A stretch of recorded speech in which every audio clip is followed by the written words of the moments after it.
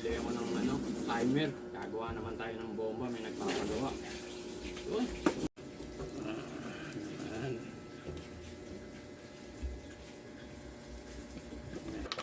Ito, ipitin na natin. Habang na tayong pangipit. Tiba natin ang ilaw. Yun! Ilaw! Yes! Ito, pagdikitin na natin. Tingnan natin kung ilang minutes. Uy, 5 minutes. Huwag yan. Masyado mataas. Dito tayo sa kabila. Ano muna natin? Shutdown muna. Dito tayo sa... Yun.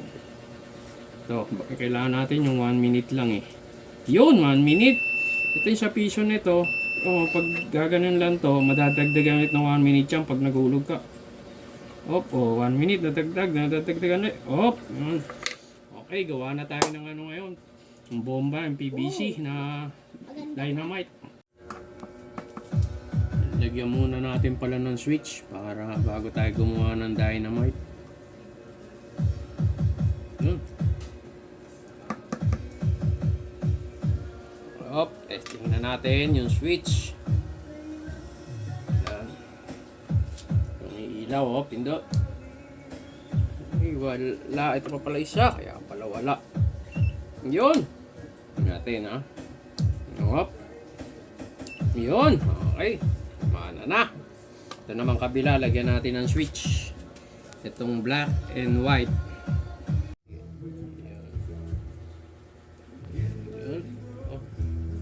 Yan, lagyan natin ng switch yung countdown, pati itong on-off. Ito yung switch ng on-off.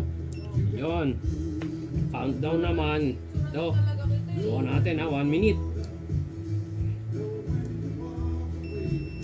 Yun. Okay. 2 minutes. Up. 3 minutes. Ayun. Okay. Lapit na. Gagawa na tayo ng pwede nang gumawa ng bomba. Okay. Yan, nakatapos na tayo ng PVC. Yan, gawa na. Kabit na natin yung switch. Tapos papatog na natin. Okay. Natin lalagyan ng switch sa ilalim. Yan. Yun, natapos na rin. Ito yung switch natin. On, off, power. So, unahin na natin. Paganahin na nga natin. Yun, power. Up. Countdown naman, countdown.